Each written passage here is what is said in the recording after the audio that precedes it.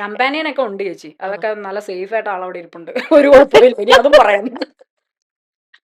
കുറെ പ്രാവശ്യം ചോദിച്ചോണ്ട് പറഞ്ഞതാ, കമ്പാനിയനൊക്കെ നല്ല സേഫ് ആയിട്ട് അതവിടെ തന്നെ ഉണ്ട്. പുള്ളിയെ കൊണ്ട് എനിക്ക് ഒരു ശല്യമില്ല, എന്നെ കൊണ്ട് പുള്ളിക്ക് ഒരു ശരിയില്ല. ശല്യം. പുള്ളിയുടെ വാർഡിന് അമ്മയ്ക്കും അറിയാം, എന്റെ ബ്രദറിനും അറിയാം.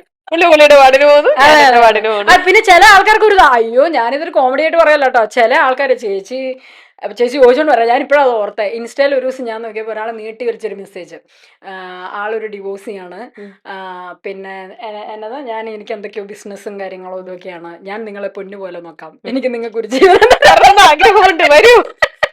ചില ആൾക്കാർ അങ്ങനെ മെസ്സേജ് അയക്കുന്നവരുണ്ട്. അപ്പൊ ഞാൻ റിപ്ലൈ ഒന്നും അയക്കാറില്ല. ഞാൻ ചിലതൊക്കെ നോക്കുമ്പോ ഇൻബോക്സിലൊക്കെയാണ് വരുന്നത്, പേഴ്സണൽ മെസ്സേജ് ആയിട്ട്.